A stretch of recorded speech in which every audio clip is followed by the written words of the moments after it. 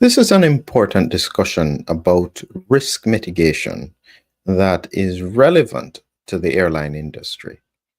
Now, when we think of risk mitigation, we don't have to only focus on what is definitely going to happen. We have to also focus on potential risks. And the way how the airline authorities, aviation authorities, have been managing risk over the past maybe 50 years has been incredibly efficient. What that means is that we rarely have plane crashes. It's one of the safest ways to travel.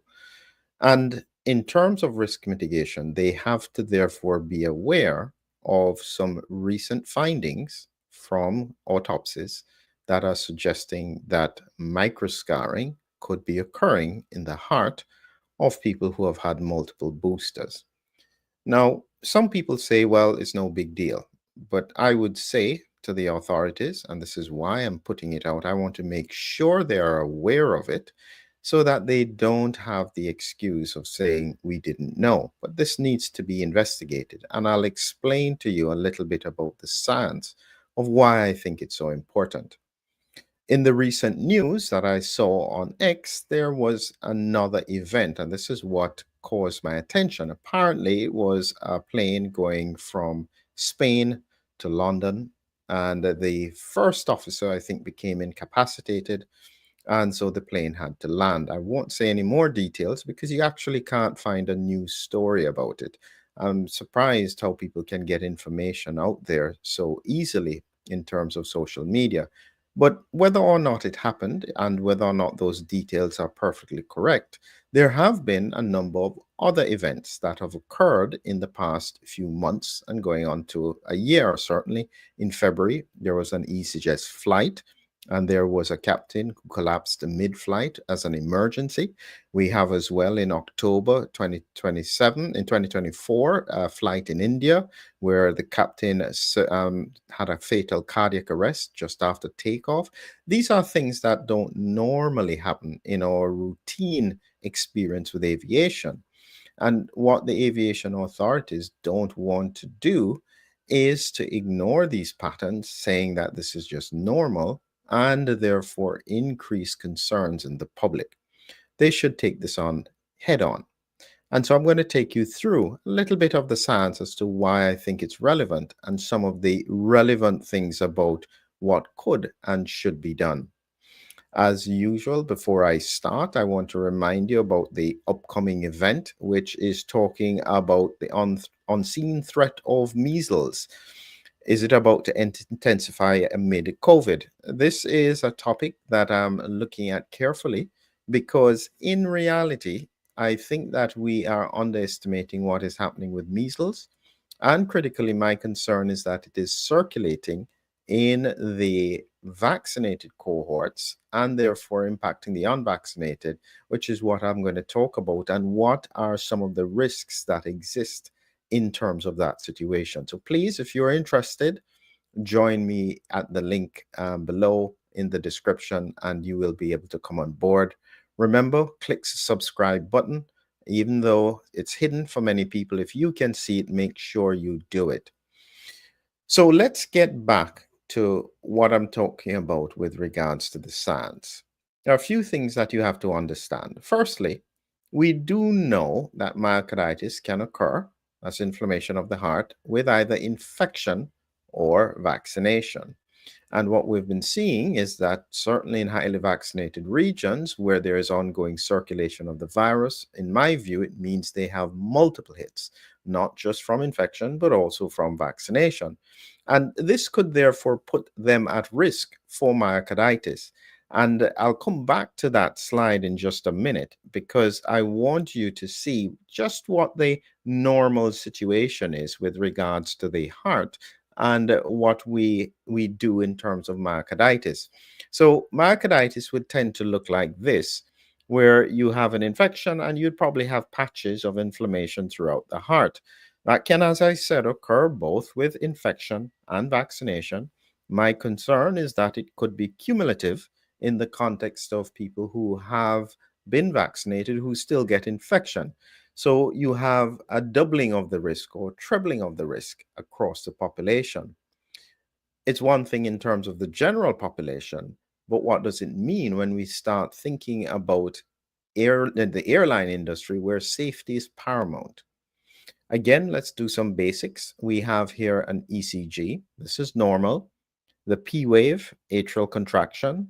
QRS complex is ventricular contraction. And this is repolarization of the ventricles contracting, the T wave. Important to note this distance in terms of the P wave and the R wave, the QRS complex, is an important distance. And we'll come back to that in a minute, but you must just remember that in terms of the PR interval, a very simple but important point. And that's relevant to what has been happening. Now, what we've recently found, and what you will hear for critics who would discount it, is a very important paper that was published out of Japan. I trust the Japanese because they are just asking hard questions. They don't ignore the questions. They look at them, they think about it, and they try and understand it. And in this paper, what they did is that they looked at three patients who had unusual cardiac arrest situations, and what they found was that they had a condition they call cardiac multiple microscars. Important to note that this has never been seen before. In all of the 30 years that they have been looking at multidisciplinary conferences, they have never seen this happen. And they have no evidence of it ever occurring before. And critically, they noticed that this had occurred in people, say it's here, all three patients had histories of COVID booster vaccination. One of them had a history of COVID. Now, just so that you're clear, some people are discounting this because it's only three patients. I look at it quite differently because they haven't been doing autopsies. I know on the vaccinated cohort because I've been looking for them. They don't know. And so, therefore, if you don't know, and the only evidence you've got is that this is occurring, it's not maybe occurring, it is occurring. You don't know how prevalent it is. You therefore have a responsibility to make sure that this is not relevant to the population. And again, I pull it right back to the population is one thing, that's public health. But in terms of aviation authorities, they have a responsibility to make sure this is not relevant to their pilots. Because, as I said, I predicted that this would be an issue because autoimmunity, as I've always focused on, where the spike protein triggers immune responses that target specific parts of organs, heart included, it would be no surprise that this could be occurring far more prevalently across the population and therefore higher risk in terms of pilots. If you haven't thought about that at a risk mitigation point, it's absolutely critical. Again, let's come back to one important thing in terms of the science. This is again a picture of the normal ECG, and in it you have the P wave, the QRS complex, and then the T wave, as I showed you before. And they have all these segments, the ST segment, ST interval, the QT interval, but the important one here is the PR interval. And this has a normal width here, and this width of 200 millimeters, 0.2 millimeters, is what is happening in a normal ECG. It's important to note that the FAA, that's the Federal Aviation Authority in the US, increased this PR interval to 0.3. Now, it's a slight difference, but what was happening is that they were having to do more intensive investigations on people who were above the normal. And they found that maybe more people generally were having this happen. And so the truth is what they've said, that they had been looking at it for quite a while before the pandemic.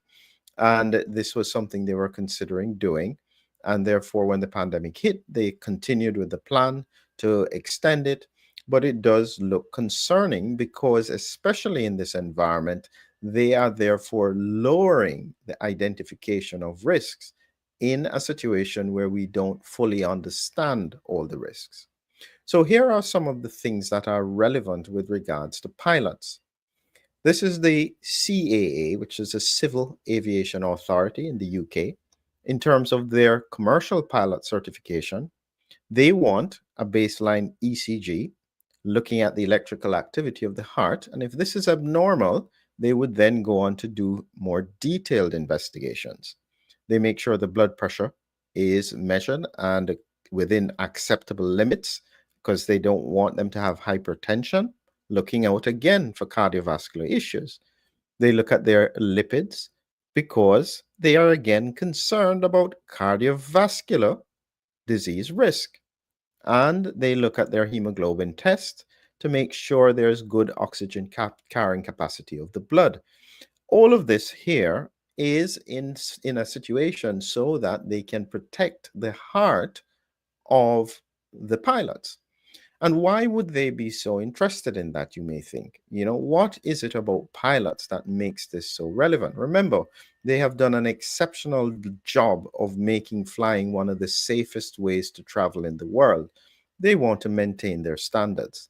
And so the reason that they do this strict cardiac monitoring is, again, one, safety, passengers and crew.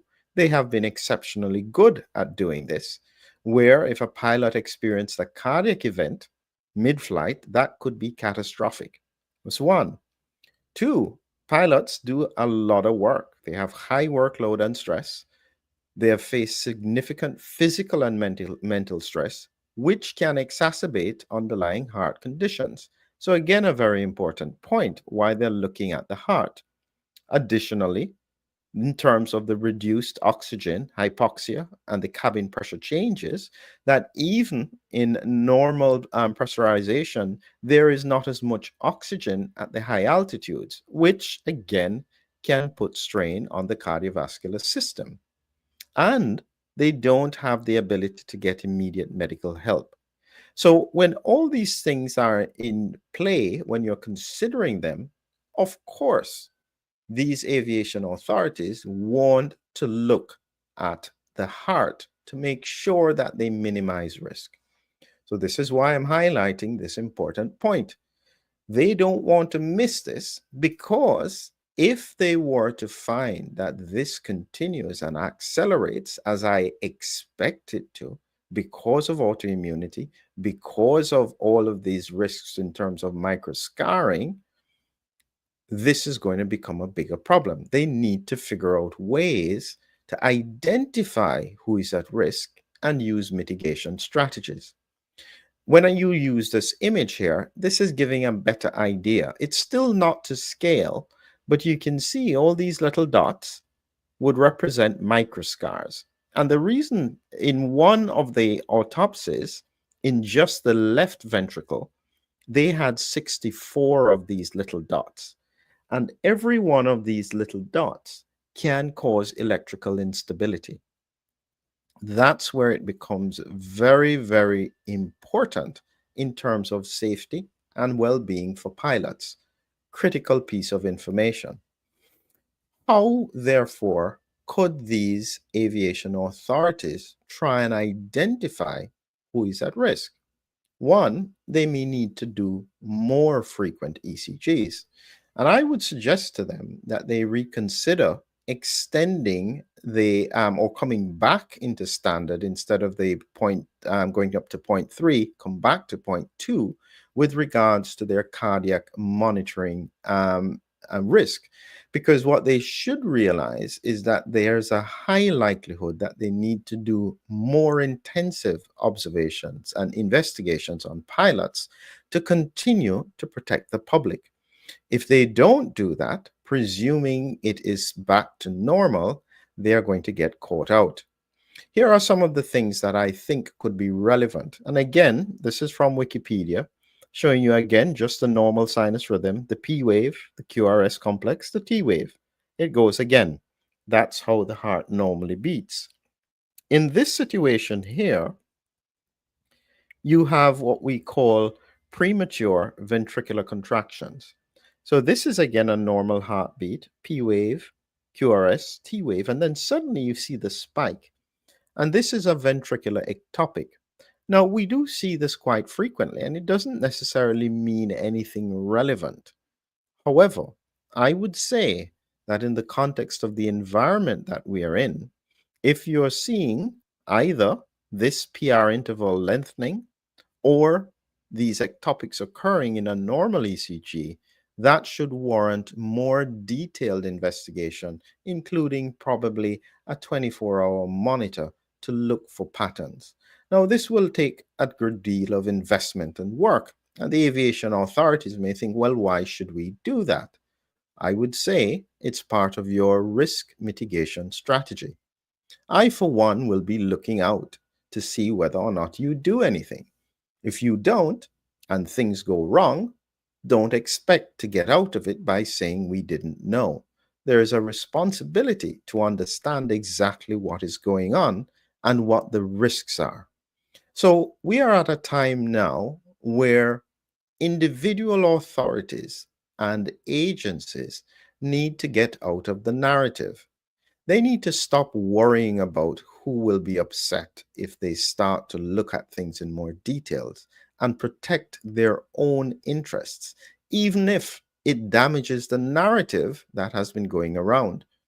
If they find that their pilots are at higher risk, they will be able to protect their industry.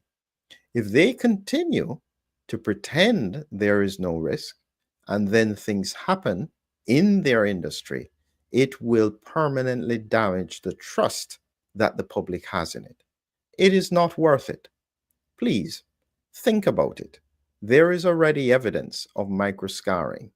What percentage of it is affecting your pilots? Is it 1 in 1,000, 1 in 10,000, 1 in 100,000? Do you want to know? You, therefore, should be pushing the authorities to do the required autopsies, not to just leave it all alone so that you are then hanging out there to take the flak. That's my advice to all these authorities. Remember, we are moving into a different time. There doesn't need to be the fear of the criticism for asking hard questions.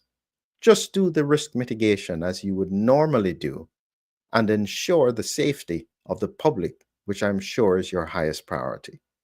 Have a good evening.